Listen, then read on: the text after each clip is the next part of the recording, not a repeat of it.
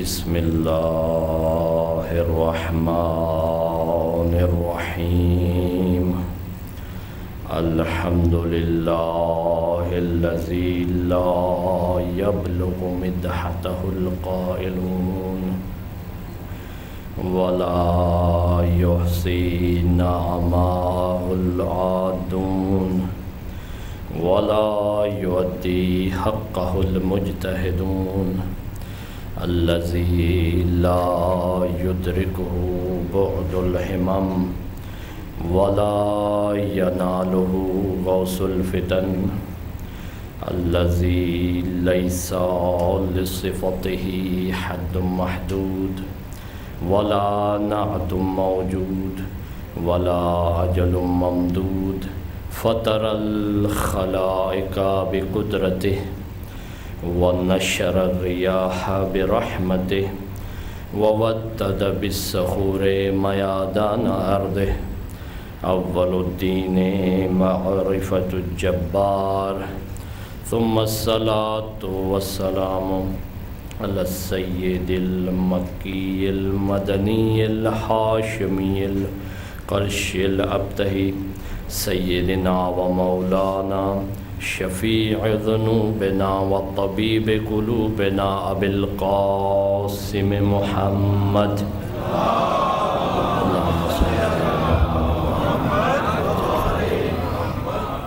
وعلى أهل بيته الطيبين الطاهرين المعصومين المظلومين لا سيما بقیت اللہ العظم امام زماننا حاذا روحی و ارواح العالمین لتراب مقدمہ الفداء عجل اللہ تعالی فرجہ الشریف واللعنۃ اللہ علی اعدائہم اجمعین من یوم عداوتہم الی یوم الدین اما بعد فقد قال الله تبارك وتعالى في كتابه المجيد وفي فرقانه الحميد وقوله الحق بسم الله الرحمن الرحيم وإذ ابتلى إبراهيم ربه بكلمات فأتمهن قال إني جاعلك للناس إماما قال ومن ذريتي قال لا ينال عهد الظالمين صلوات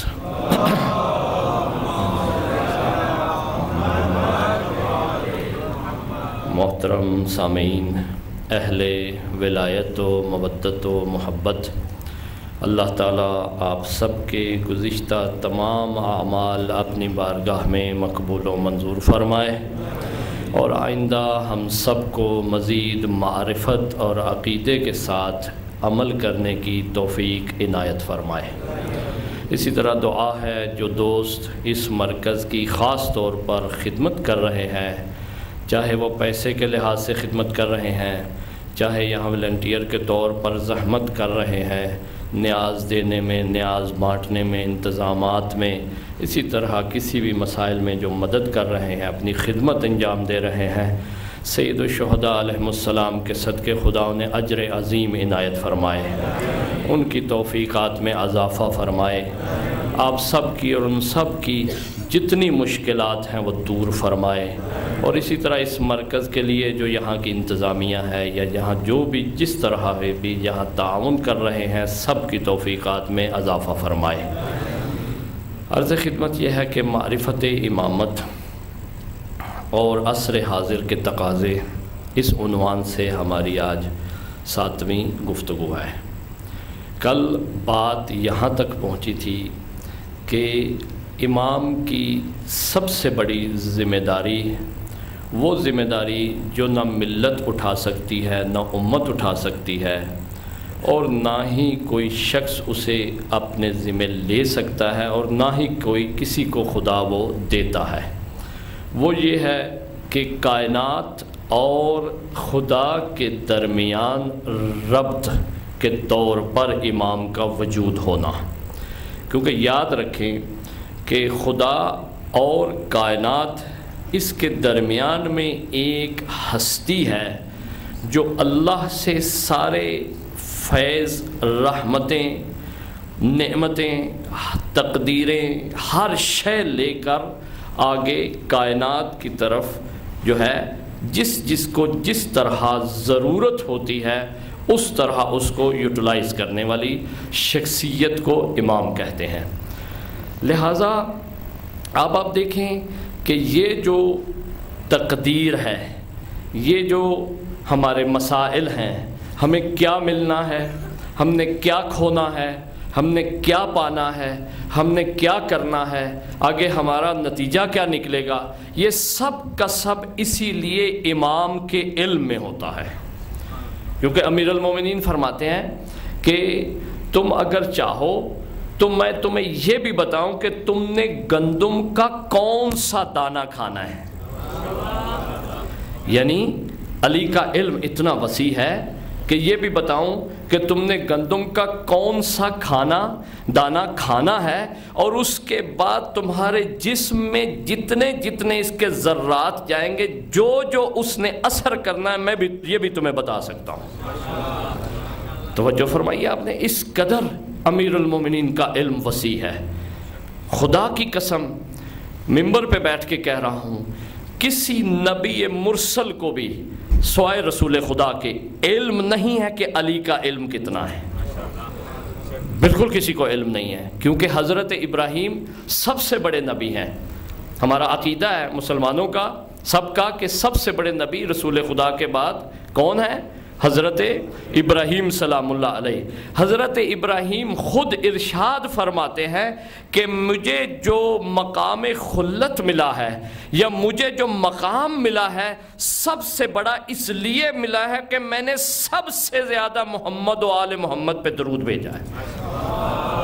اللہم صلی علی محمد و آل محمد وعجل فرجہم۔ یعنی حضرت ابراہیم کیا ارشاد فرمانا چاہ رہے ہیں کہ تمام انبیاء میں نے سب سے زیادہ درود بھیجا اہل بیت کی ذات پہ، اور درود لفظی درود نہیں ہے وہاں مراد، البتہ اس کی ایک تفصیل ہے انشاءاللہ عرض کروں گا آپ کی خدمت میں اگلی مجلس میں یا اس کے بعد۔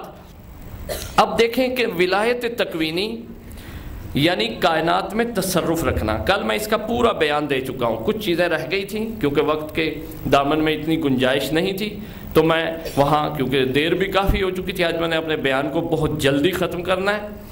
دیکھیں کہ ولایت تکوینی کائنات میں تصرف رکھنا، دعا، معجزہ اور ولایت تکوینی، ان تینوں میں فرق ہے، یہ ذہن میں رکھ لیں۔ معجزہ جو ہوتا ہے میں کل عرض کر چکا ہوں، اس کو تکرار نہیں کروں گا، وہ نبوت کے دعوے کے ساتھ ہوتا ہے۔ دعا جو ہوتی ہے اس میں طلب ہوتی ہے، انسان اللہم یا مثلا اس طرح کے الفاظ جو ہے استعمال کرتا ہے، ایک طلب ہوتی ہے، ایک عاجزی ہوتی ہے، ایک انکساری ہوتی ہے، اس میں نفس جو ہے ایک طلب کی صورت میں ہوتا ہے۔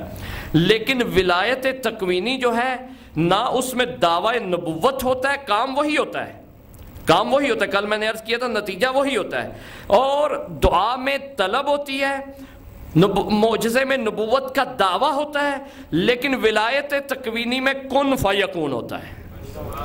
ولایت جو ہے یہ مقام اس سے جو ہے بلندتر ہے، عام تر ہے، کیونکہ اس کے لیے کوئی ضروری نہیں ہے کہ نبوت کا دعویٰ کیا جائے، کوئی ضروری نہیں ہے کہ دعا کی جائے، کیونکہ کچھ لوگ کہتے ہیں کہ اہل بیت علیہ السلام جب بھی کوئی کام کرنا چاہتے تھے، اس طرح کا کوئی کرامت دکھانی چاہتے تھے یا کوئی اس طرح معجزے کے نام سے آپ دیتے ہیں معجزہ دکھانا چاہتے تھے تو اس وقت دعا کرتے تھے۔ یہ بات بالکل غلط ہے، یہ بات ایسا نہیں ہے، بلکہ وہ ارادہ کرتے تھے، دعا نہیں کرتے تھے۔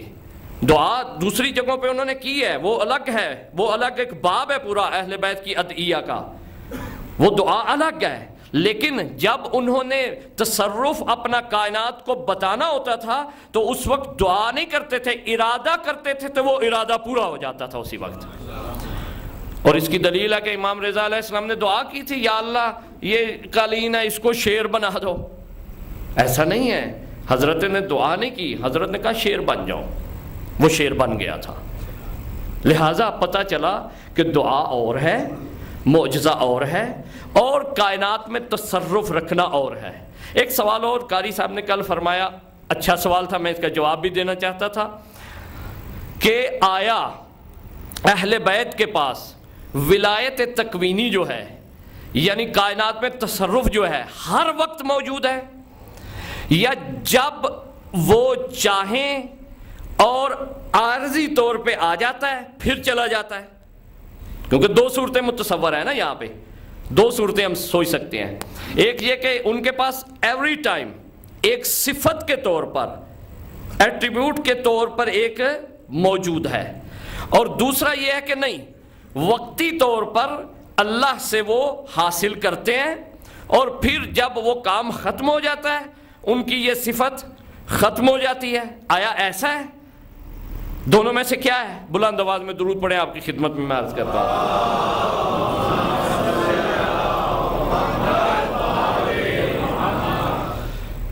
پہلی صورت ہے، دوسری صورت تو نہ ہونے والی بات ہے نا، وہ تو پھر دعا کے محتاج ہو گئے آپ، دیکھ رہے ہیں، پھر وہی ضرورت ہے، محتاج نہیں۔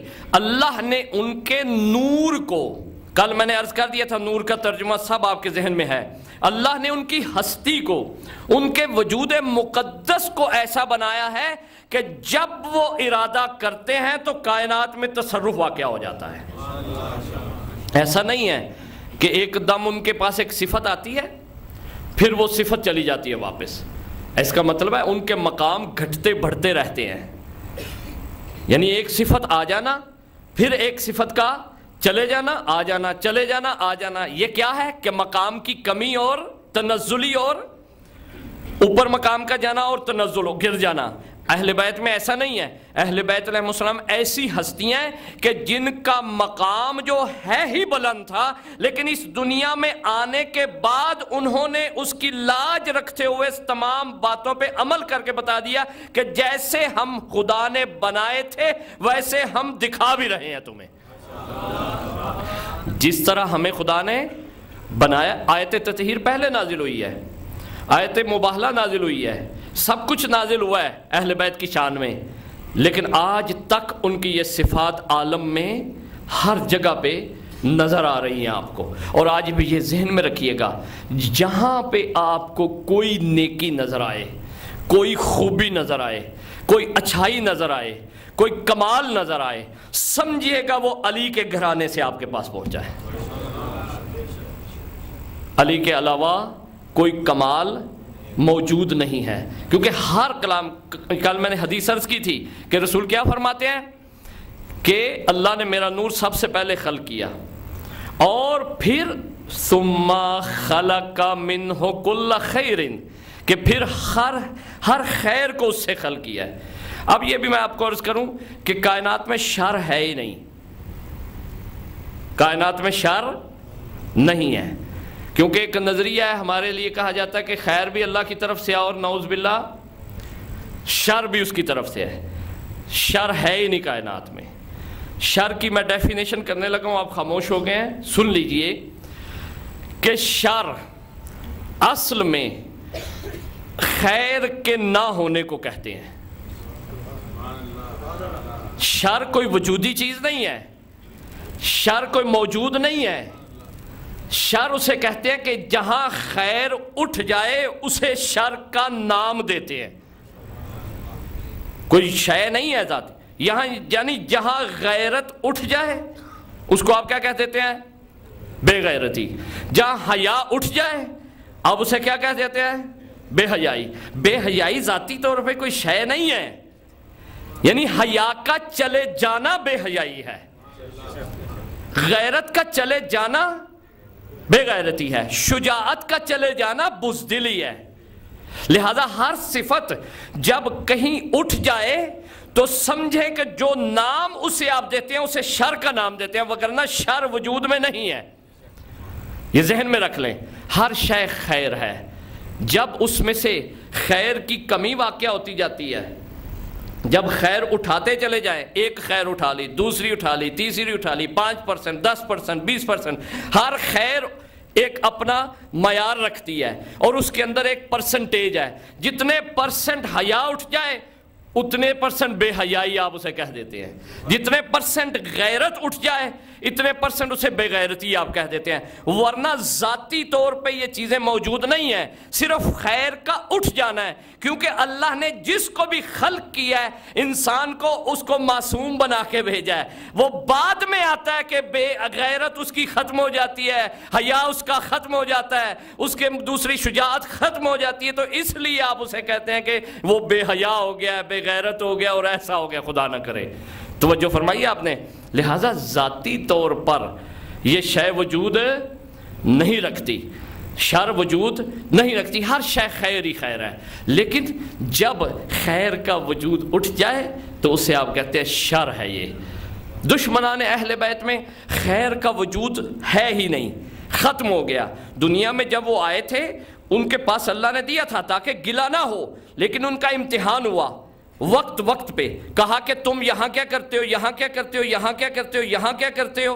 آپ جانتے ہیں کہ کچھ دشمن ایسے ہیں جو پہلے دشمن نہیں تھے۔ خود ابن ملجم مولا کے پاس تشریف لاتا ہے، آتا ہے ملعون، آ کے کہتا ہے کہ مولا آپ جو ہے وہ بتائیں، کہا کہ تم میرے قاتل ہو۔ خود شمر دیکھ لیں، شمر امام حسن علیہ السلام کے زمانے میں سید الشہداء کے پاس آتا ہے، آ کے کہتا ہے کہ مولا آپ میرے مولا، آپ میرے امام ہیں، آپ قیام کریں میں آپ کا ساتھ دوں گا۔ لیکن اس وقت کیا تھا، طلحہ و زبیر، یہ بھی آپ جانتے ہیں، اور بھی بڑی مثالیں موجود ہیں کہ جنہوں کو وقت نے، حالات نے منقلب کیا تھا۔ لہٰذا ہم بھی یہ ذہن میں رکھیں کہ ایسا نہیں ہے کہ ہمارے اوپر کوئی مہر لگ گئی ہے، ہم بھی اپنے آپ کو دیکھیں ہمیشہ کہ ہم کس وقت تبدیل نہ ہو جائیں۔ اس لیے اس دن عرض کرتا ہے دعا مانگے ہر وقت کہ ہم اس دروازے پہ آ تو گئے ہیں الحمدللہ، لیکن آنے کے بعد ہمیشہ اسی دروازے کے بن کے رہیں ہم، خدا ہمیں اس دروازے سے دور نہ کرے۔ تو عزیزان محترم، لہٰذا پتہ چلا کہ ہر شے میں جو خیر پائی جاتی ہے وجود مقدس رسول خدا کی وجہ سے ہے۔ اللہم صلی علی محمد و آل محمد، اور خیر ہی خیر ہے۔ اب آپ کو میں مثال دینے لگا ہوں مادی۔ یہ لائٹ روشن ہے، جو اس کے قریب ترین سمجھے میرا ہاتھ ہے، اس پہ بہت زیادہ روشنی پڑ رہی ہے۔ یہ مائک اس سے پیچھے ہے، اس سے کم ہے، اس کے اوپر والے حصے پر زیادہ ہے، نیچے والے حصے پہ نور کم ہے۔ یہ ممبر اس سے بعد چلتے چلتے یہ جو اشیاء جتنی یہ دور ہوتی جائیں گی اس میں نورانیت کی کمی آتی جائے گی۔ جو بھی ہم میں سے جتنا جتنا اہل بیت سے دور ہوتا چلا جائے گا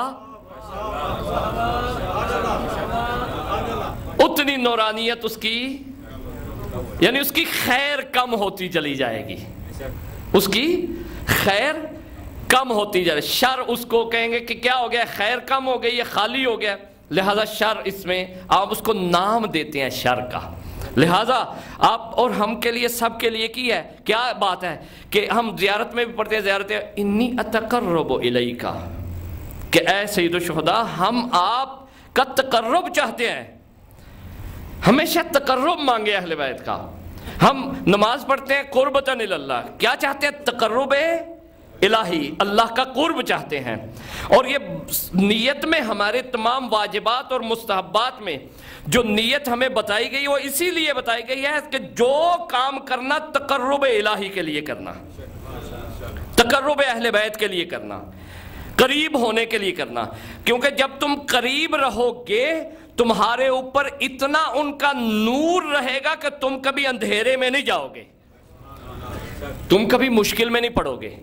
اسی لیے آپ دیکھ لیں کہ جو اہل بیت کے قریب ہے آج آپ کے ذہن میں روشن ہے، وہ عمار روشن ہے، میثم روشن ہے، آپ کے ذہن میں ابو ذر روشن ہے، آپ کے ذہن میں مالک اشتر روشن ہے، آپ کے ذہن میں کمیل ابن زیاد جو ہے روشن ہے، آپ کے ذہن میں ابو بصیر روشن ہے۔ حتیٰ ہمیں پتہ نہیں تھا ان شخصیات کا، ہمیں پتہ چل بھی نہیں سکتا۔ حبیب روشن ہے، حر روشن ہے آپ کے ذہن میں، وہ اس لیے کہ یہ نور اہل بیت کے قریب رہے ہیں۔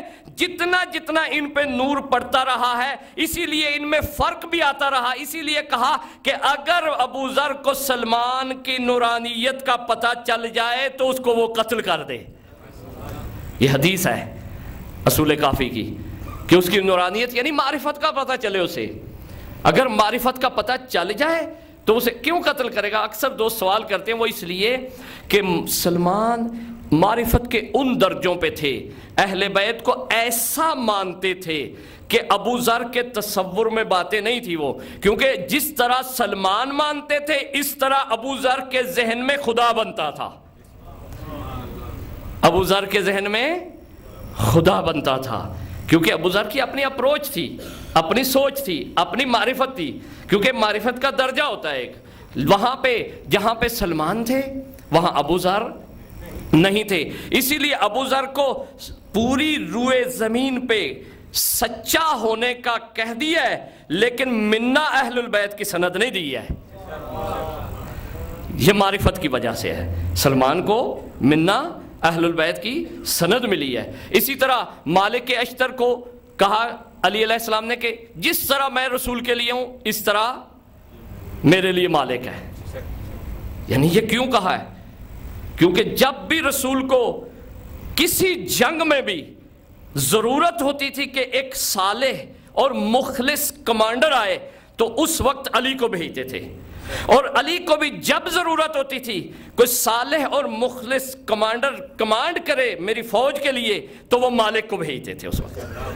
لہٰذا یہ نسبتیں ہیں. تو عزیزان محترم، یہ ولایت تکوینی. اب اگلا باب کھولنے لگا. آیا شرک ہے؟ آیا تفویض ہے؟ آیا اللہ کی قدرت ضائع کرنے کے مساوی ہے؟ میں ایک ایک کی تشریح دوں، آپ کی خدمت میں عرض کروں گا. شرک، اکثر لوگ کہتے ہیں جی اگر اللہ نے مدد کی ہے تو اہل بیت بھی مدد کرتے، تو پھر فرق کیا رہا؟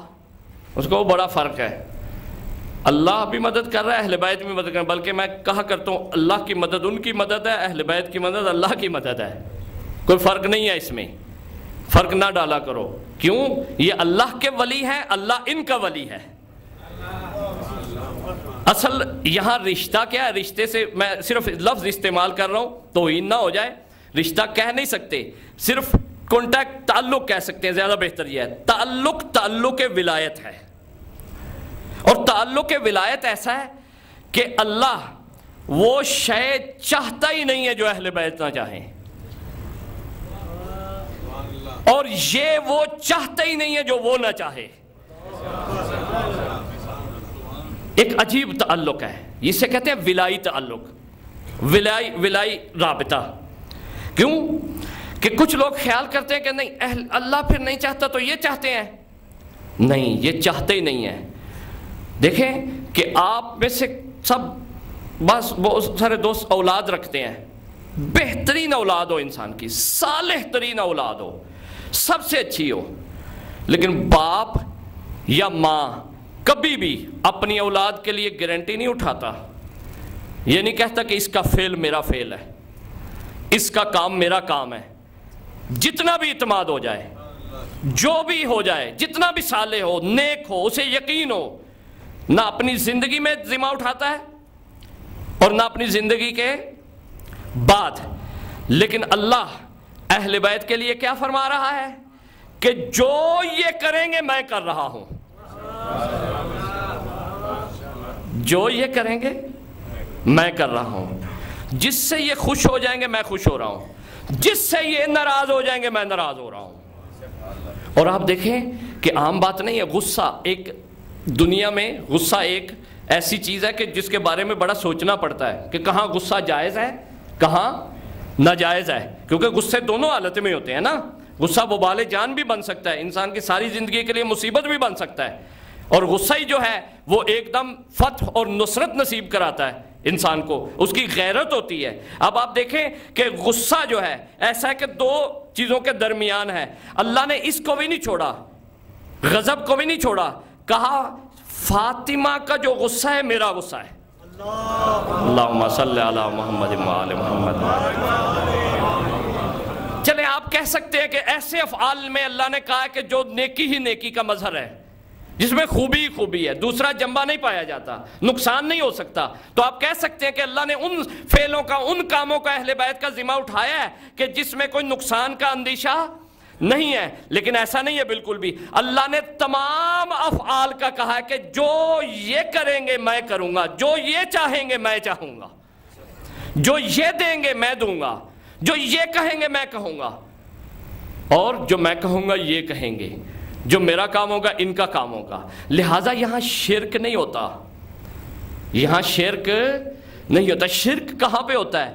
شرک وہاں ہوتا ہے کہ آپ ان کو اللہ سے مستقل قرار دیں، کہیں کہ اللہ الگ سوچتا ہے، اللہ الگ جو ہے وہ کہتا ہے اور یہ الگ کہتے ہیں، وہاں پہ شرک ہے۔ یہ الگ کرتے ہیں، اللہ الگ کرتا ہے، ان کے پاس اپنی پاور ہے، اللہ کے پاس اپنی قدرت اور طاقت ہے، یہاں پہ پھر شرک ہوتا ہے۔ لہٰذا یہ شرک نہیں ہے۔ اس کے بعد دوسرا ہے تفویض۔ تفویض کسے کہتے ہیں؟ تفویض یہ کہتے ہیں کہ ایک شے کسی کو دی جائے صفت کے طور پہ، اور اس کے بعد اس کو رہا کر دیا جائے، کہا جائے کہ اب تم جو مرضی کرو، میرا تمہارا واسطہ نہیں ہے۔ آیا یہ تعلق ہے اللہ نے ان کو قدرت، علم، حیات، اپنی صفات دے دی ہیں، اور اس کے بعد کیا اب میں فارغ ہوں، میرا کوئی کام نہیں ہے، تم جانو، کائنات جانے، سنبھالو اس کو، جو تمہارا دل چاہتا ہے کرو؟ ایسا نہیں ہے، اسے کہتے ہیں تفویض۔ تفویض باطل ہے، یہ بھی بالکل نہیں ہے۔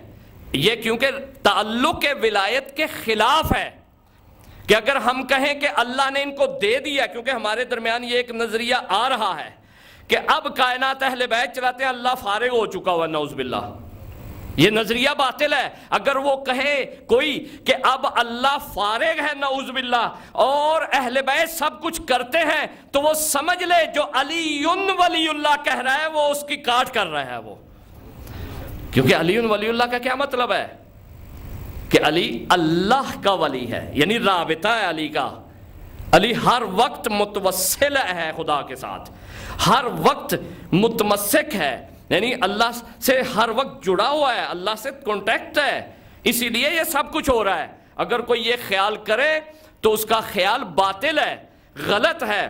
ایسا بالکل نہیں ہے کہ اللہ فارغ ہو چکا ہے اور یہ سب کچھ کر رہے ہیں۔ ہاں، کر یہی سب کچھ کر رہے ہیں، لیکن بِإِذْنِ اللہ کر رہے ہیں، اللہ کے حکم سے کر رہے ہیں۔ کیونکہ ہمارے درمیان عقائد مختلف جو ہے وہ آتے ہیں، کیونکہ محبت ہے ہمیں اہل بیت رحمۃ السلام سے، اور ہم وہاں دھوکہ نہ کھا جائیں کہ یہ نہ ہو، اہل بیت خود فرماتے ہیں کہ یہ ایسا نہ ہو کہ تم ہماری محبت میں کہیں کسی غیر سے نہ لے لینا، ہماری محبت ہم سے لوگے تو خدا بھی تمہارا رہے گا اور ہم بھی تمہارے رہیں گے،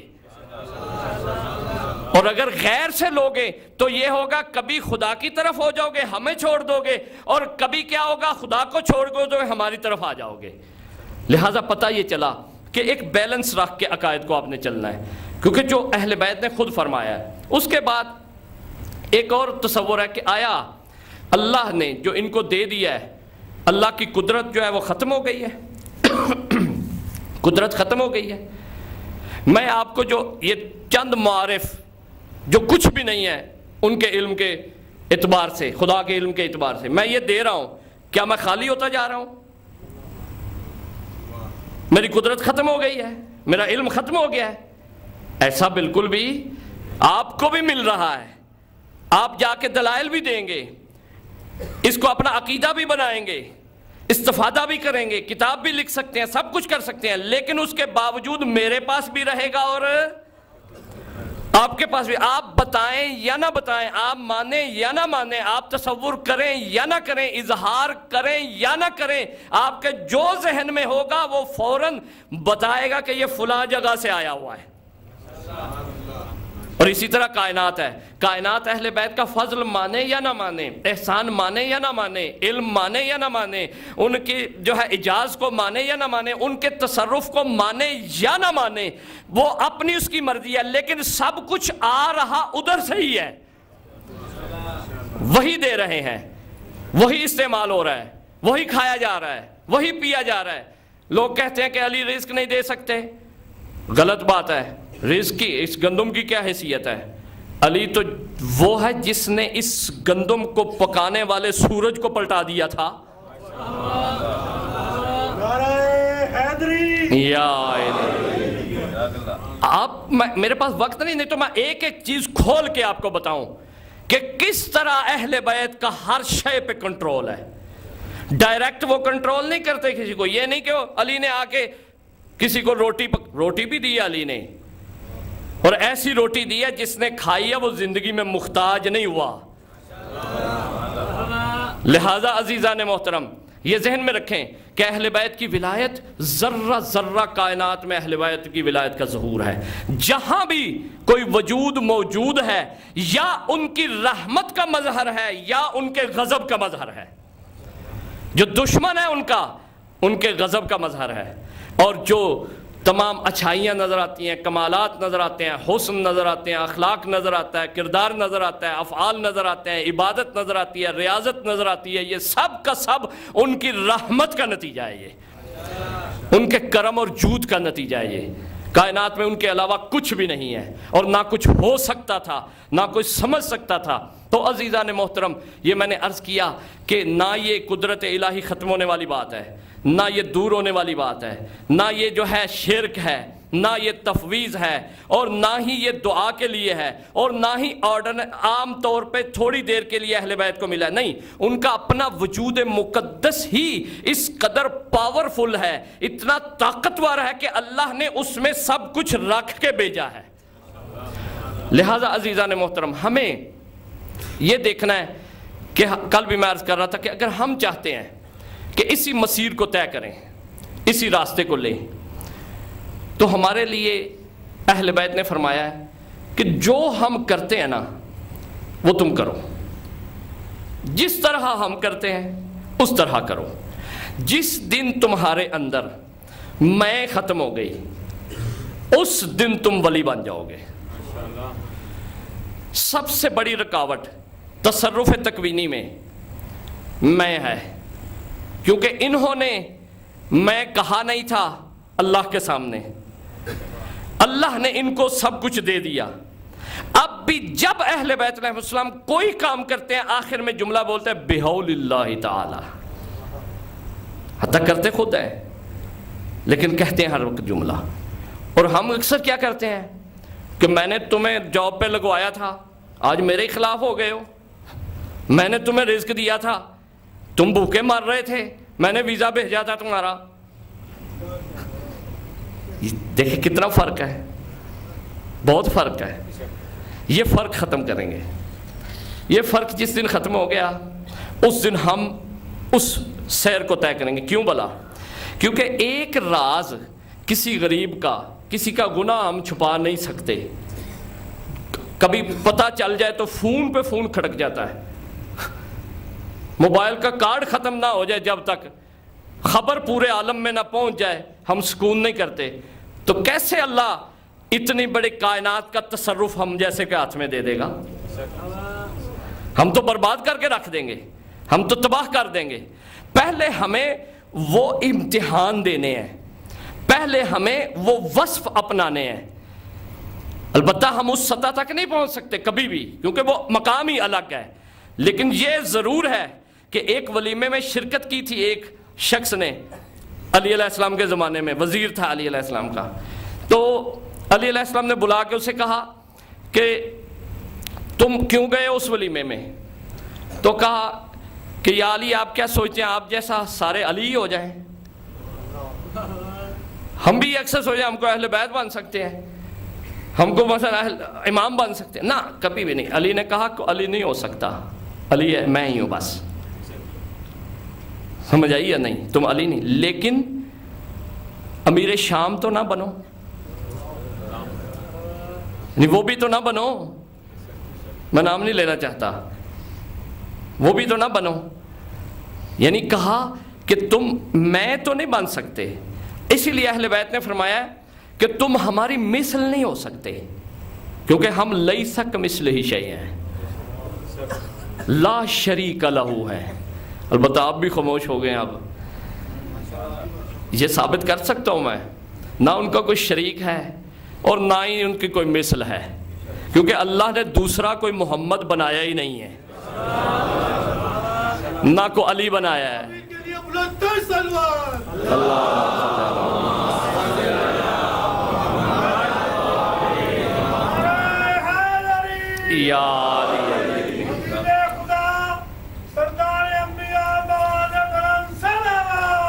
اللہم صلی علی محمد وآل محمد وعجل فرجہم۔ عرض کیا کہ کیا فرمایا کہ تم ہماری مثل نہیں بن سکتے، کیا بنو؟ ہماری شبیہ بنو۔ جملہ ہے کہ تم کیا بنو؟ ہماری شبیہ بنو۔ ہمارے شیعوں کے لیے شبیہ کی توضیح دینا ضرورت نہیں ہے۔ شبیہ کا لائی تھی جھولے کی، ذوالجناح کے شبیہ برآمد ہم کرتے ہیں، علم کی شبیہ برآمد کرتے ہیں۔ شبیہ کا کیا ہوتا ہے کہ جب ہم اسے دیکھتے ہیں تو ہم وہاں پہنچ جاتے ہیں۔ اہل بیت فرماتے ہیں جب تمہیں کوئی دیکھے تو ہماری طرف پہنچ جائے۔ آپ کیا یہ جو جھولا کل برآمد ہوا تھا، یہ جو علم پاک ہے، آپ اس کو دیکھ کے اسی پہ رہ جاتے ہیں کہ یہ کپڑا کیسا ہے؟ یہ کبھی کسی نے سوچا ہی نہیں، حتیٰ کسی نے ہلکا بھی کپڑا لگایا ہو آپ نے کبھی نہیں سوچا کیا لگایا، یہ کہتے ہیں وہ علم ہے، یہ اس کی طرف آپ کی نسبت ہے۔ لہٰذا آپ ظاہری چیزوں کو نہیں دیکھیں، آپ اس کے ظاہر کو نہیں دیکھتے، چھوٹا پنجہ لگایا بڑا لگایا ہے، ہاں خوبصورت ہونا ایک الگ بات ہے، جمال ہونا ایک الگ بات ہے، وہ ایک الگ کریڈٹ ہے، لیکن آپ یہ نہیں کوئی کہتے ایک چھوٹا بھی کوئی علم بنائے تو آپ کے ذہن میں یہ خیال نہیں آتا یہ شبیہ نہیں ہے۔ بچہ ہو تو اہل بیت کے بچوں کے شبیہ بنے، بڑا ہو جوان ہو تو جوانوں کی شبیہ بنے۔ خدا کی قسم اگر ہم اس پہ پیرامل ہو گئے زندگی ہماری بن جائے گی، ہماری قسمت سنور جائے گی۔ ہمیں زیادہ محنت نہیں کرنا۔ آیت اللہ بہجت استاد محترم فرماتے ہیں کہ تم اکثر کہتے ہو کہ کیا عمل کریں، کیونکہ پاکستانی قافلے اکثر جاتے تھے جب وہ حیات مبارک میں تھے تو پوچھتے تھے قبلہ سے پوچھیں کہ عمل کیا کریں۔ دو جملے ارشاد فرماتے تھے کہ ایک یہ کہا کرتے تھے کہ ان سے کہو کہ جو عمل سیکھ لیا نا پہلے وہ انجام دو۔ وہ تھوڑا ہے، قرآن تھوڑا ہے، احادیث تھوڑی ہیں، جس کا ابھی تک پتہ چل چکا ہے اسے تو پورا کر لو، پھر اور بھی عمل مانگ لینا تم۔ یعنی اور کیوں عمل مانگ، اپنے لیے مشکل بنا رہے ہو؟ اگر مجھے 10 چیزوں کا پتہ ہو تو قیامت والے دن مجھے 10 کا حساب دینا ہے، اور جس میں سے میں 2 کی ہوں تو 2 میری پاس ہو جائیں گی، 8 میں 8 کے لیے پکڑا جاؤں گا۔ اور اگر مجھے 20 چیزوں کا پتہ ہو تو 2 کی ہوں تو پھر 18 کا ہو جائے گا فاصلہ۔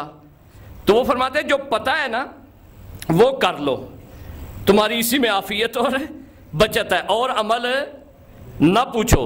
پھر فرماتے ہیں کہ تم مجھے عمل نہ پوچھو بلکہ یہ کہو کہ نہ کیا عمل نہ کروں۔ جملہ ہے ان کا، فرماتے ہیں کہ یہ نہ پوچھو کہ عمل کیا کروں، یہ نہ پوچھو کیا نہ کروں، کیا نہ کروں۔ فرماتے ہیں کہ میں قسم کھاتا ہوں کہ اگر کوئی شخص، کیونکہ عارف تھے واقعاً، فرماتے ہیں کہ اگر کوئی نہ کرنا سیکھ لے کہ کیا نہ کروں اور اس پہ پیرا عمل ہو جائے تو وہ ولی خدا بن جائے گا۔ تم آج کے بعد عمل نہ پوچھنا مجھ سے، وہ فرماتے ہیں تم آج کے بعد یہ پوچھنا کیا نہ کروں۔ جو بھی اللہ نے کہا نہ کرو، اگر یہ نہ کرنے کو تم نے اپنا لیا، نہ کرنا نہ کرنا، چھوڑنا چھوڑنا، یہ چھوڑنا یہ چھوڑنا، یہ اگر چھوڑ دیا تو خود بخود تم اس منزل پہ پہنچ جاؤ گے کہ خدا تم سے پوچھے گا تیری رضا کیا ہے، تو کیا چاہتا ہے۔ لہٰذا خدا کی قسم ہمیں تو اللہ نے امام ہی اتنے پاک دیے ہیں، اتنے بزرگوار دیے ہیں، اتنے کریم دیے ہیں کہ ہمیں تو ضرورت ہی نہیں ہے سوچنے کی، ہمیں تو مسائل کو لینے کی ضرورت ہی نہیں ہے۔ قسم خدا کی، آپ روز رات کو کسی وقت جب آپ فریش ہوں، میں نسخہ بتا رہا ہوں آپ کی خدمت میں، جب تنہا ہوں سجدے میں چلے جایا کریں، کیونکہ سجدہ خدا کے قریب ترین جگہ ہے۔ انسان خدا کے بہت قریب ہوتا ہے۔ کمرے کو تھوڑی 5-10 منٹ کے لیے، زیادہ نہیں، تنہائی میں خلوت میں چلے جائیں، سجدے میں جا کے سارا دن جو آپ نے کام کیے ہیں اس کو ایک نظر سے دہرائیں۔ اگر اس میں سے کام کوئی ایسے تھے جس نے حجت کے دل کو پریشان کیا ہے، حجت کے دل کو جو ہے وہ دل نازنین کو جو ہے وہ دکھ دیا ہے، تکلیف دی ہے، تو اس کی اسی وقت معافی مانگ لیں۔ ہر روز مولا معاف کریں گے، کیونکہ ہم گناہ گار ہیں، ہم دنیا میں پھنسے ہوئے ہیں، ہم مادیات میں غرق ہیں۔ انہیں معلوم ہے کہ کتنی مشکلات ہیں ہمارے لیے، انہیں معلوم ہے کہ نظام کفر ہے، نظام استبداد ہے، ظلم ہے، ان کو علم ہے کہ رزق کی کمی ہے، ان کو پتہ ہے کہ مسائل زیادہ ہیں، علم کی کمی ہے، ان کو خود علم ہے کہ وہ پردہ غیبت میں ہے، انہیں پتہ ہے کہ ان کو قید خانوں میں رکھا گیا، عوام ان سے استفادہ نہیں کر سکی، عوام نے ان کو دیکھا نہیں ہے، عوام نے ان کو جو ہے وہ پوچھا نہیں ہے، عوام نے ان کی قدر نہیں کی، عوام نے ان کا وہ عزت و احترام نہیں کیا جو خدا چاہتا تھا، جو خدا کا حکم تھا۔ انہیں پتہ ہے سب کچھ، اسی نظام مسائل میں ہم گرے ہوئے ہیں۔ انہیں یہ بھی پتہ ہے کہ ان کے لیے مشکلیں ہیں، اور انہیں یہ بھی پتہ ہے، وہ خود فرماتے ہیں کہ تمہارے دشمن بہت زیادہ ہیں، اگر ہم تمہاری حفاظت نہ کریں تمہیں وہ زمین کے ساتھ چپک دیں، تم چپک جاؤ زمین کے، تمہارا وجود ہی نہ رہے۔ اور یقین مانیں کہ جو ہمارے وجود کو بچائے ہوئے ہے، جو ہماری ہستیوں کو، ہم جانتے ہیں ہم کتنے گناہ گار ہیں، اور خدا کی قسم حضرت فرماتے ہیں کہ میں ہر وقت تمہارے لیے دعا کرتا ہوں۔ روایت ہے مولا امیر المومنین، تفصیل سے روایت ہے، میں تفصیل نہیں جاؤں گا، صرف 2-4 جملے عرض کروں گا۔ امیر المومنین فرماتے ہیں کہ جب تم بیمار ہوتے ہو ہم بیمار ہو جاتے ہیں، اتنے کریم مولا ہے۔ رمیلہ کی روایت ہے، بہار الانوار میں تفصیل ہے اس روایت کی، اس کے سیاق و سباق میں بھی ہے، کہا کہ جب تم بیمار ہوتے ہیں ہم بیمار ہو جاتے ہیں، جب تم دعا کرتے ہو ہم آمین کہتے ہیں، اور جب تم چپ کر جاتے ہو ہم تمہارے لیے دعا کرتے ہیں، تم جب غافل ہو جاتے ہو ہمارے سے منہ موڑ لیتے ہو، دنیا میں غرق ہو جاتے ہو، اس وقت ہم کہتے ہیں یا اللہ یہ تو ہمارا ہے، یہ کہاں جا رہا ہے، یہ کس سمت میں جا رہا ہے۔ اس وقت تمہاری ہدایت کی ہم دعا کرتے ہیں، تمہارے واپسی کی دعا کرتے ہیں۔ عزادارو یہ ذہن میں رکھ لینا کہ سید الشہداء نے جو کربلا کا باغ سجایا تھا نا، وہ انہی باتوں سے سجایا تھا۔ مولا ان کے لیے دعائیں کرتے تھے، ان کی تربیت کرتے تھے، اپنے جوانوں کی تربیت کرو، اپنی اولاد کی تربیت کرو، ان کو حسینی بناؤ، خالص حسینی بناؤ، حسین کی صفات اپنائیں ہم سب۔ ہمارے لیے خدا کی قسم نجات اس میں ہے کہ جتنا ہو سکے ہم حسین کی صفات اپنے اندر رائج کریں۔ عزادارو آج 7 محرم ہے، گزر چکی ہے، آج سے اہل بیت کے خیام سے آوازیں جو آ رہی تھیں نا، العطش العطش العطش، ہائے پیاس ہائے پیاس ہائے پیاس۔ عزادارو روایات میں ہے کہ آج کے دن پانی بند ہوا ہے، اور یہ پانی کا بند ہونا عام اور معمولی بات نہیں ہے۔ عزادارو خدا کی قسم میں نے خود روایت میں پڑھا ہے کہ امام زمانہ جب ظہور فرمائیں گے تو سب سے پہلے اپنی جدہ زہرا کی قبر پہ جائیں گے۔ جب مدینے جائیں گے نا، مدینے جا کے سب سے پہلے اپنی جدہ زہرا اس دادی کی قبر پہ جائیں گے جس کا بازو بھی ٹوٹا ہوا تھا، جس کی پسلیاں بھی ٹوٹی ہوئی تھی۔ اس قبر پہ جانے کے بعد جو دوسرا کام روایتوں میں لکھا ہے نا، امام زمانہ ایک نوحہ پڑھیں گے، جملہ ہے اس نوحے کا، اس کا ترجمہ کر رہا ہوں۔ مولا فرمائیں گے کہ اے ظالموں، میرے جد حسین کو پیاسا کیوں ذبح کیا تھا؟ پیاسا کیوں ذبح کیا تھا؟ عزادارو باقاعدہ پوری پیاس کے بارے میں، سید الشہداء کے لبوں کے بارے میں، سید الشہداء کے خشک ہونٹوں کے بارے میں امام زمانہ بتائیں گے تفصیل کے ساتھ۔ عزادارو یہ پیاس عام نہیں ہے، حسین نے آپ کو پیغام دیا اس پیاس کے ذریعے۔ عزاداروں، جب ہو گئی نا شام غریباں تو ایک مرتبہ سکینہ بابا کا سینہ ڈھونڈنے کے لیے چلی ہے جب، تو روایت لکھتی ہے، حمید ابن مسلم راوی ہے، کہتا ہے کہ میں نے دیکھا ایک بچی ہے جو کٹی ہوئی گردن کے اوپر منہ رکھ کے اپنے سینے کے اوپر سینہ رکھ کے حسین کے، جو میں نے کہتا ہے سنا ہے نا، حسین کے کٹے ہوئے گردن سے آواز آ رہی تھی، سکینہ میرے شیعوں کو کہہ دینا کہ جب بھی ٹھنڈا پانی پینا میری پیاس کو ضرور یاد کرنا۔ اجرکم علی اللہ۔ دوسرا جو مقام ہے نا سید الشہداء نے یہ فرمایا ہے، وہ یہ ہے کہ جب سید الشہداء رخصت ہو کے جا رہے تھے نا خیام سے، تو اس وقت امام سجاد کو جب امامت کی ذمہ داریاں سونپی تھی تو اس وقت یہ پیغام دیا تھا، سجاد جب مدینے جانا نا میرے شیعوں کو میرا پیغام دینا کہ جب بھی ٹھنڈا پانی پینا میری پیاس کو بھولنا نہیں ہے، میری پیاس کو یاد کر لینا۔ اسی لیے ہم کہتے ہیں مولا ہم وعدہ کرتے ہیں کوشش کریں گے جب بھی پانی پیئیں تیرے مظلوم کا نام لیں گے، تیرے مصائب کو یاد کریں گے۔ عزادارو، ہو سکے تو یہ لائٹوں کو آج بھی بند کر دیں تاکہ مصائب جس طرح یہ آخری راتیں ہیں، اللہ جانے اگلے سال میں یہ نصیب ہو یا نہ ہو۔ عزادارو، ایک اور مقام ہے کہ جب اسی پیاس کا جب زلجنا آتا ہے نا،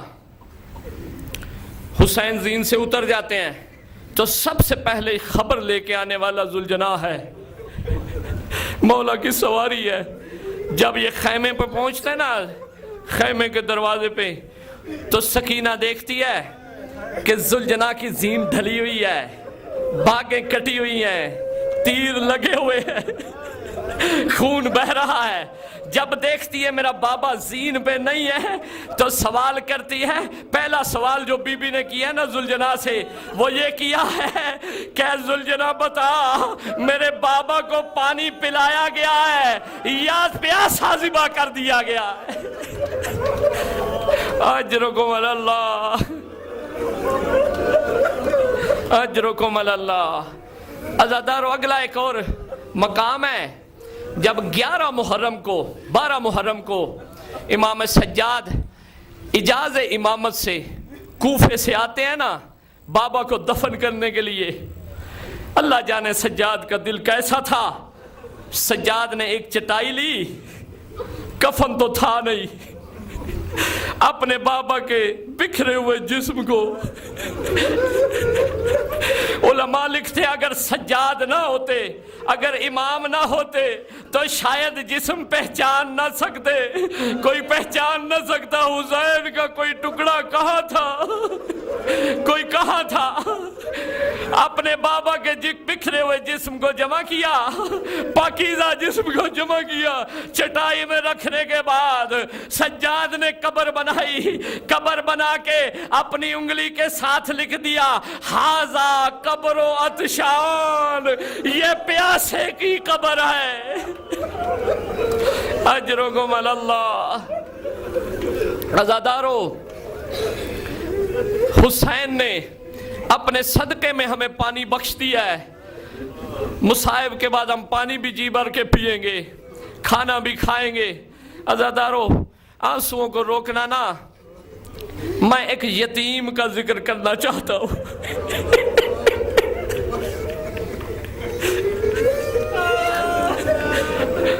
عجب قسمت ہے ام فروا کی، جب دیکھا نا میرا وارث چلا گیا ہے، ایک دفعہ جگر کے حسن کے ٹکڑے فروا نے دیکھے ہیں، اور 3 سال کے قاسم ہیں جنہوں نے بابا کے کٹتے ہوئے جگر کے ٹکڑے دیکھے ہیں، اور اس سے بڑا ظلم یہ ہے کہ 3 سال کا بچہ ہو یہ دیکھے کہ اس کے بابا کے جنازے پہ تیر لگ چکے اور جنازہ گھر میں واپس آیا ہے، بچے کے سامنے تیر نکالے جائیں تو کیا حال ہوگا۔ عزادارو، قاسم کی عجب قسمت ہے، قاسم یتیم ہوئے، ماں کے ذہن میں ہوتا ہے، اولاد والے ہو سمجھتے ہو کہ اگر کسی کا شوہر دنیا سے چلا جائے، بیوہ ہو جائے، وہ دیکھتی ہے کہ میرا بچہ ہے، یہ چند سال کے بعد جوان ہو جائے گا، میں اس کی شادی کروں گی، یہ میرا سہارا بنے گا۔ اللہ جانے کس کی نظر کھا گئی کہ ابھی قاسم جوان نہیں ہوئے تھے، ابھی قاسم جوان نہیں ہوئے تھے، ایسے قاسم کا جسم بکھر گیا تھا۔ امام زمانہ کا نوحہ پڑھ کے بتاؤں گا تجھے۔ اجرکم اللہ، اجرکم اللہ۔ عزادارو، شب عاشور کا واقعہ ہے، مستند کتابوں میں ہے کہ ایک مرتبہ جب قاسم خیام کا پہرہ دیتے ہوئے خیام کے باہر سے گزر رہے تھے، ایک خیمے میں سے قاسم نے یہ سنا کہ دو آوازیں آ رہی ہیں، ایک آواز علی اکبر کی تھی، ایک آواز عباس کی تھی۔ عباس کہہ رہے تھے علی اکبر کل میں پہلے جاؤں گا، میں جنگ کروں گا۔ اے علی اکبر، تو میرے مولا کی آنکھوں کا نور ہے، اگر تو دنیا سے پہلے چلا گیا میرا مولا کے آنکھوں کا نور چلا جائے گا۔ اکبر کہتے ہیں چچا عباس، آپ میرے بابا کی کمر کا زور ہے، آپ میرے بابا کی کمر کا زور ہے، اگر آپ پہلے چلے جائیں گے میرے بابا کی کمر ٹوٹ جائے گی۔ عزادارو، قاسم نے یہ سننا تھا، سن کے خیمے میں گئے، کہا کہ علی اکبر بھیا نہ تو پہلے جانا، چچا عباس نہ تو پہلے جانا، میں یتیم ہوں، میرا بابا نہیں ہے، نہ میں کسی کے آنکھوں کا نور ہوں، نہ میں کسی کی کمر کا زور ہوں۔ حسین نے یہ جملہ سنا، حسین تڑپ گئے، شہزادے کو سینے سے لگایا، لگا کے کہتے ہیں قاسم، قاسم تو میرے حسن بھائی کی نشانی ہے، تو میرے حسن بھائی کی نشانی ہے۔ اجرکم اللہ، اجرکم اللہ۔ اللہ آپ کو کسی اور غم میں نہ رلائے۔ عزادارو، بڑی عبادت ہے، خدا کی قسم آفرین ہے آپ پہ، سارے دن کے تھکے ہوئے ہو پھر بھی عبادت کر رہے ہو، رو رہے ہو۔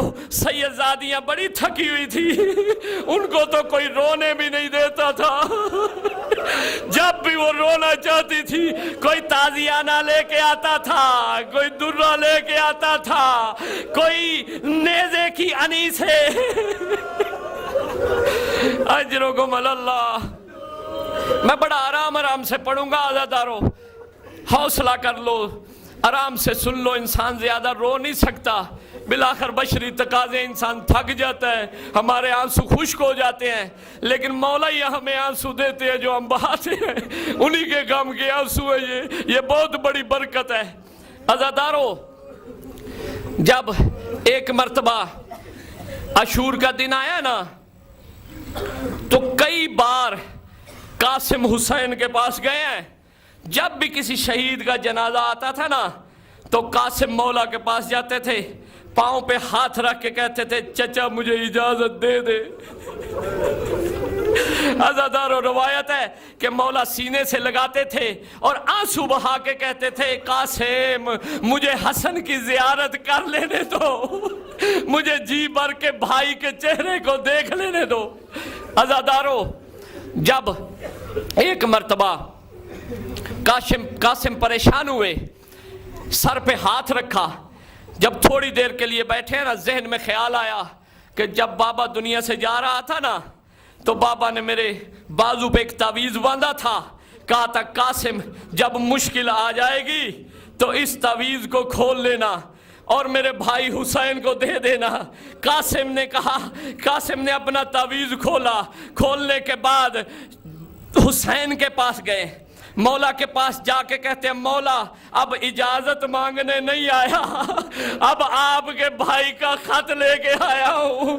ایک مرتبہ جب حسین نے دیکھا کہ لکھا ہوا تھا حسین بھیا میں کربلا میں نہیں ہوں گا، میری طرف سے قاسم کی قربانی کو قبول کر لینا، جب قاسم تم سے اجازت مانگنے آئے تو اسے اجازت دے دینا۔ अजरकुम अल्लाह। अज़ादारो, हुसैन ने इजाजत दी, कहा कि अब मैं कासिम तुम्हें रोक नहीं सकता। अज़ादारो, रवायत है कि हुसैन ने एक हाथ में वो रुका पकड़ा, दूसरे हाथ में कासिम की कलाई पकड़ी। ख़याम के अंदर आते हैं मौला, आके कहते हैं बीबियो आ जाओ, जिसने मेरे भाई हसन की जियारत करनी है इसके बाद तुम्हें नसीब नहीं होगी। अज़ादारो, जब मौला फरमाते कि कासिम अपनी माँ से रुखसत हो के आ जाओ, उम्मे फरवा दूसरे खैमे में थी। जब कासिम अंदर गया ना तो देखें ये करबला की माएँ थी। कहा, देखते ही कहा, कासिम अभी तक क्यों जिंदा हो तुम? कासिम ने कहा, माँ मैंने बड़ी दफा इजाजत मांगी है, मुझे इजाजत नहीं मिली थी, अब मुझे इजाजत मिल गई है, अब तुझसे इजाजत लेने आया हूँ, तू भी इजाजत दे दे। कहा मेरी चंद बातें सुन लो। कहा, कासिम ऐसी जंग करना, तुम हैदर कर्रार के पोते हो, हसन के बेटे हो, हसन के यतीम हो, कोई ये महसूस ना करे कि बाप नहीं यतीम थे और जंग का तरीका नहीं आता या सिन छोटा था तो जंग नहीं कर सके। ऐसी जंग करना कि तारीख में रकम हो जाए। अज़ादारो, एक मर्तबा हुसैन ने कासिम को बुलाया। रवायत है कि कासिम का अमामा खोला, खोलने के बाद कासिम के इमामे के दो टुकड़े किए, एक कासिम के सर पे बांध दिया, दूसरा कासिम की गर्दन में तहतुल हनक के तौर पे लटका दिया। और रवायत है मौला ने कासिम का गिरेबान चाक कर दिया, गिरेबान चाक किया। अरब में रवाज है कि जब भी कोई यतीम होता है तो उसका गिरेबान चाक कर देते हैं। उलमा लिखते हैं कि हुसैन ने इसलिए गिरेबान चाक किया था कि जब मैदान में जाएगा शायद कोई यतीम समझ के रहम करे, इतना जुल्म न करे। अज़ादारो, हुसैन ने कासिम को ज़िरा पहनानी चाहिए। ज़िरा बड़ी थी, कासिम का बदन छोटा था, कोई ज़िरा पूरी नहीं आई। क्यों मैं ये कह रहा हूं? क्योंकि ज़िरा तलवार को भी रोकती है, तीर को भी रोकती है, नेज़े को भी रोकती है। कासिम को कोई ज़िरा पूरी नहीं आई। जब कासिम को हुसैन ने सवार किया ना, सवारी पे सवार करने के बाद देखा कि रकाबें बड़ी हैं, कासिम के पांव छोटे हैं, रकाबों तक नहीं पहुंचते।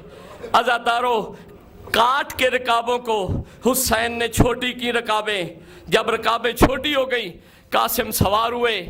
रवायत है, अब रवायत जो लिखता है ना, दुश्मन लिखता है कि जब कासिम निकले ना खैमे से बाहर, वाह हसना की सदाएं बुलंद हो रही थी, बीबियां नोहा कह रही थी। अज़ादारो, जब मैदान की तरफ आता ना शहजादा तो दुश्मन लिखता है कि उम्र साद कहता है कि मैंने देखा शायद 14वीं का चांद जैसे कोई 14वीं का चांद होता है, इस तरह कासिम मैदान में आए। जब मैदान में है ना अज़ादारो, कासिम ने इतनी जंग की है, तारीख ने उन मलौनों का नाम भी लिखा है जिनको फिन्नार किया कासिम ने। अजरक मलौन के 4 बेटों को कासिम ने फिन्नार किया।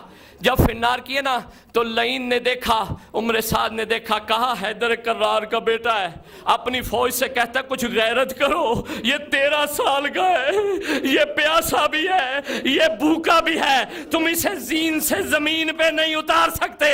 अज़ादारो, जब ये कहना था उस मलौन का, एक मर्तबा सारी तरफ से घोड़े लाए गए, चारों तरफ से कासिम को घेरे में लिया गया। जब घेरे में लिया गया ना अज़ादारो, एक एक जुमले का ज़ामिन हूँ। एक मलऊन है जिसका तारीख ने नाम लिखा है, वो मलऊन पीछे से आता है, कासिम के कमर में नेज़े का वार करता है। ज़िरा तो थी रही, कासिम के सीने से नेज़ा निकल आता है। जब नेज़ा निकलता है उसके बाद एक जालिम कासिम के सर पे वार करता है। जब सर पे वार होता है कासिम संभल नहीं सकते, एक मर्तबा जीन से जमीन पे आना चाहते हैं। अज़ादारो, जब पाँव रकाब خوابوں میں رک جاتے ہیں. کوئی تیر آگے کرتا ہے, کوئی تلوار آگے کرتا ہے, کوئی نیزہ آگے کرتا ہے. سر قاسم کا زمین پہ لگتا جاتا ہے. کہتے ہیں اماں اماں چچا میری مدد کو آئیے. حسین چلے قاسم کی طرف. جب حسین چلے ہیں نا تو یہاں پہ منظر ہے, تاریخ نے لکھا ہے. کیا منظر ہے کہ جب حسین چلے ہیں نا, ایک دفعہ حسین نے اپنے گھوڑے کو ایڑی لگائی. جب زور سے گھوڑے کو دوڑایا ہے, ظالم سمجھے کہ حسین نے حملہ کر دیا ہے. ایک مرتبہ گھوڑوں کو دوڑایا. قاسم زین پہ نہیں تھے, زمین پہ بھی نہیں تھے. دائیں کے گھوڑے بائیں اور بائیں گھوڑے دائیں طرف گئے. قاسم نے کہا چچا میری پسلیاں ٹوٹ رہی ہے. امام زمانہ نے زیارت ناہیہ میں کہا کہ سلام ہو اس شہید پر جس کے پسلیاں ٹوٹ گئی تھی, لاش پامال ہو گئی تھی. ماتم حسین.